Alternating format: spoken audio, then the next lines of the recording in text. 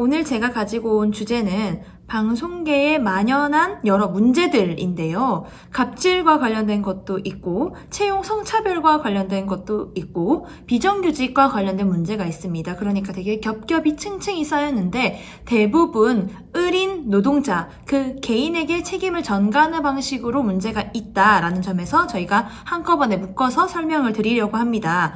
가장 최근에 있었던 일부터 설명을 드리려고 하는데요. 지난 12일 오전 여의도 국회 정론관에서 고 이재학 PD의 유족들이 기자회견을 열었습니다. 진상조사를 촉구하기 위한 기자회견이었는데요. 그의 명예회복과 그에 따른 대책을 요구하고 나섰습니다. 그런데 이 이재학 PD가 어떤 분이시냐 하면요. SBS는 민영 방송사들과 네트워크를 맺고 있습니다. 그 중에 청주 지역을 관할하는 그 청주방송이라는 곳이 있는데요. 여기서 프리랜서 PD로 일하셨던 분입니다. 14년 동안 일했다고 하시는데요. 이분이 지난 4일에 숨진 채 발견이 됐습니다.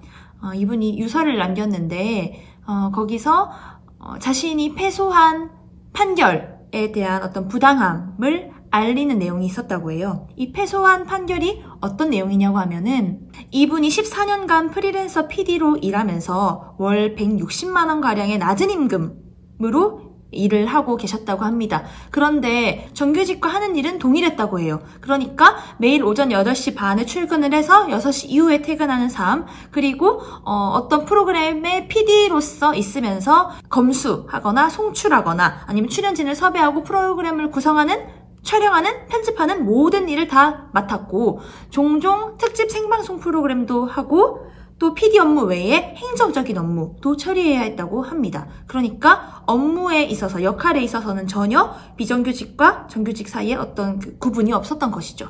그런데 이 임금으로 생활을 하다 보니까 이분이 어떤 공식적인 자리에서 임금 인상을 논의해보고 싶다라고 했다고 합니다. 그런데 이걸 들은 청주방송국의 기획제작국 국장이 이거는 그만둔다는 말로 알겠다라고 했고, 이 PD가 2018년 4월에 일자리를 잃게 됩니다. 그래서 같은 해 9월, 그러니까 2018년 9월이죠. 이재학 PD가 청주방송을 상대로 근로자 지위 확인 소송을 냅니다. 그런데 이 결과가 올해 1월에 나왔어요. 근데 1심 결과 패소를 했습니다. 이 어시스턴트 디렉터는 프리랜서가 담당하는 것이 일반적이다. 그리고 원고는 이 AD로 오래 일했다. 그리고 그에게는 특정 시간과 장소에 출퇴근하라는 의무가 없었고, 회사가 그에게 지각 또는 결근으로 인해서 이 사람한테 불이익을 준 적이 없다라고 하면서 그가 회사의 통제나 관리 감독 아래에 없었기 때문에 이 사람은 비정규직이다라고 했다고 합니다. 이 판결문 내용은 거의 청주방송 사측의 입장을 그대로 베껴낸 그런 수준의 판결문이었는데요. 그래서 이 이재학 PD가 패소 판결이 나고 나서 8일 만에, 그러니까 지난달 30일에 항소를 했는데 그럼에도 불구하고 이 절망적인 상황 때문일까요? 지난 4일에 숨진 채 발견이 된 겁니다. 이 이재학 PD의 사건을 먼저 말을 한 것은 최근의 일이기도 하지만 이 방송 노동자들의 열악한 노동 환경과 불합리한 제작 방식 등을 제대로 보여줄 수 있는 그런 단적인 예라고 생각을 해서 이 사례를 먼저 말씀을 드리는데요. 이렇게 설명을 하다 보면 여러분들이 느끼기에 PD라고 다 똑같은 PD가 아닌가요? 라는 생각을 하실 수도 있다고 생각을 합니다. 방송 프로그램이라는 것이 작가, PD 뿐만 아니라 조명감독, 음향감독 이런 등등의 여러 가지 사람들이 모여서 만드는 것이고, 또 이 여러 가지 직군의 사람들이 되게 다양한 노동 형태를 가지고 일하면서 만들어내고 있는 건데요. 일단 PD를 예를 들어서 한번 말을 해볼게요.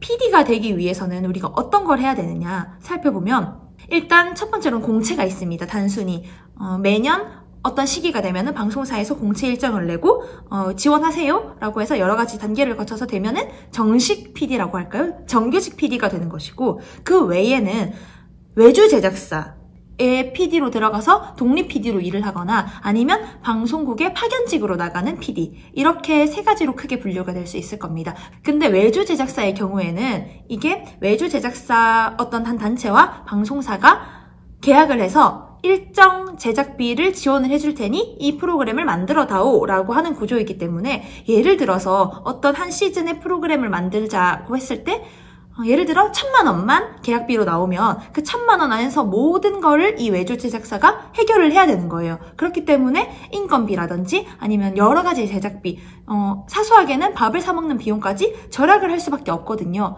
그런 방송사가 갑이고 외주 제작사, 파견직, 계약직 이런 사람들이 을이기 때문에 이 갑을 관계에서 오는 불공정한 계약 아니면 불공정한 거래 아니면 비합리적인 노동 환경 이런 것들이 문제가 쭉 되어 왔고 이게 아예 없었던 것이 아닌데 이 이재학 PD 건에서부터 시작을 해서 우리가 다시 되돌아봐야 하는 시점이다 이렇게 볼 수 있는 거겠죠?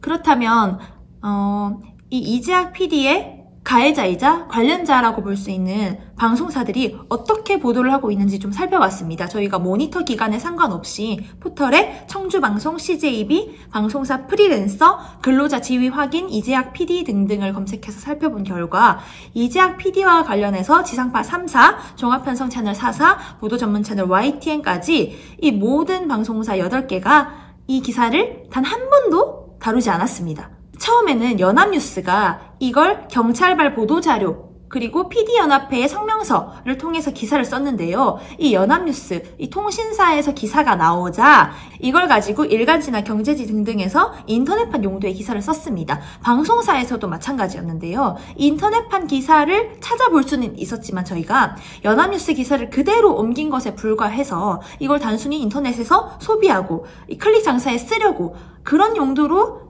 이재학 PD의 죽음을 이용하고 있구나 그것까지 확인을 할 수 있었습니다.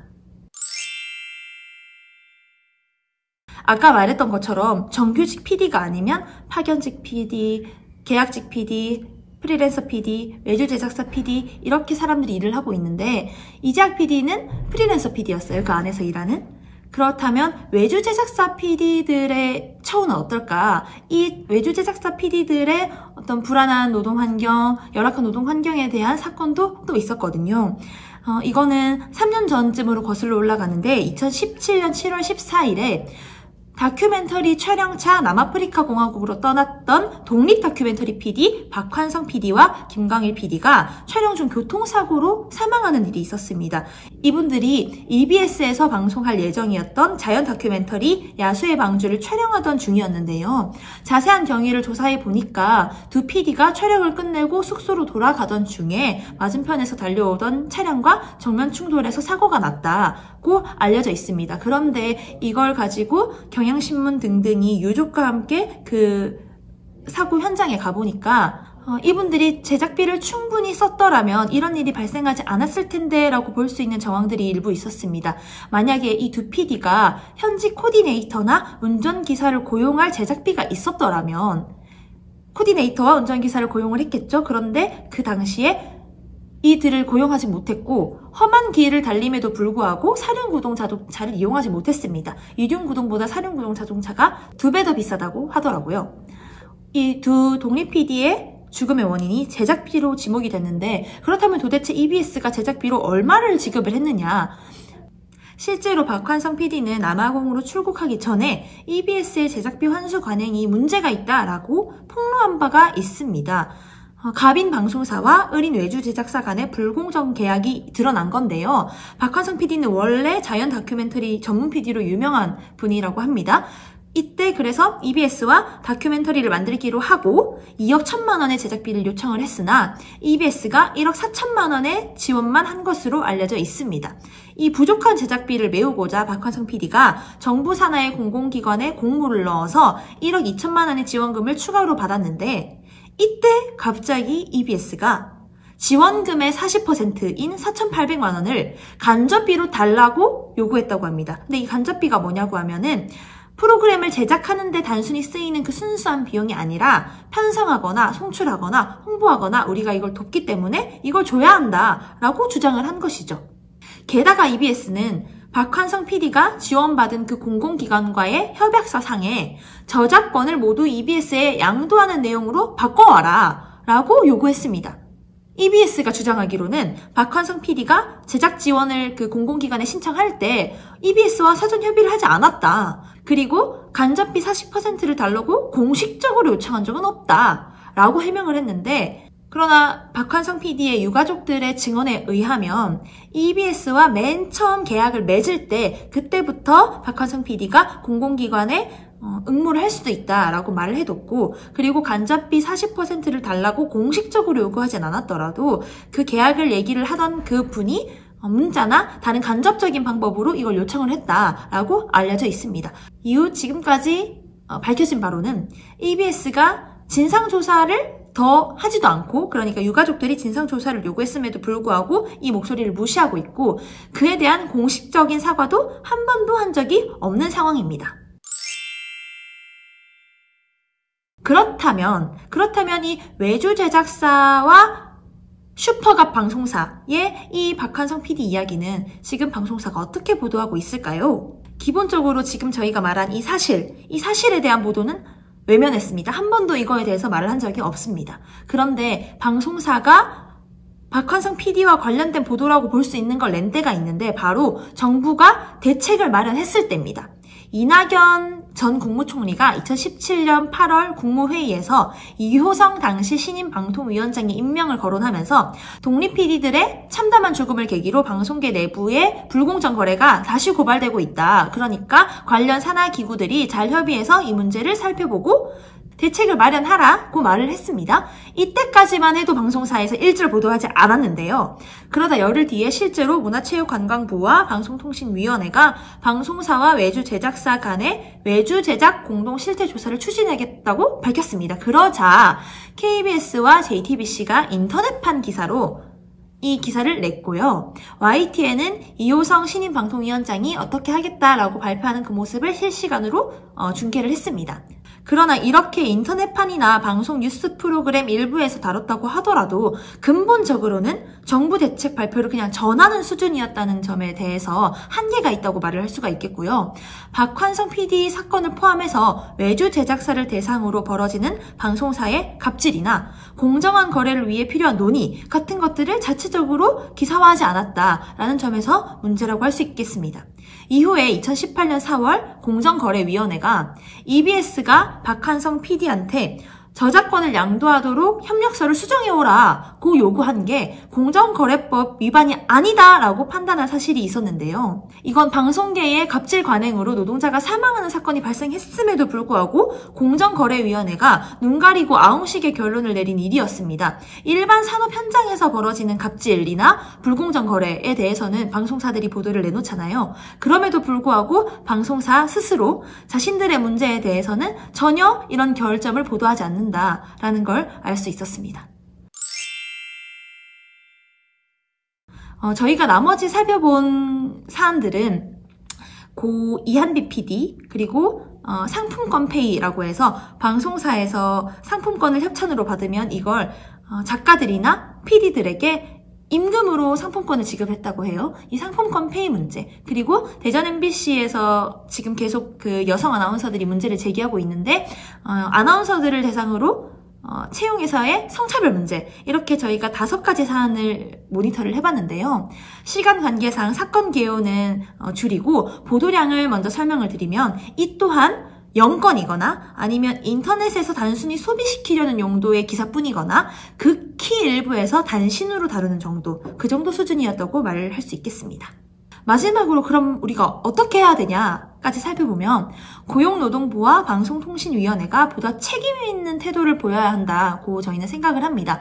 정부가 2017년에 표준계약서 사용을 권고를 했는데요. 이게 의무사항이 아닙니다. 그렇다 보니까 갑인 방송사에서는 이걸 따를 필요가 없는 거죠. 게다가 정규 채용할 인력을 프리랜서로 고용하는 이 악습이 여전히 작은 규모의 민영방송에서는 비일비재하게 일어나고 있다고 합니다. 그렇기 때문에 이걸 보다 강력하게 관리 감독하는 정부 차원의 어떤 대응, 대책이 마련되어야 한다고 볼 수 있겠습니다.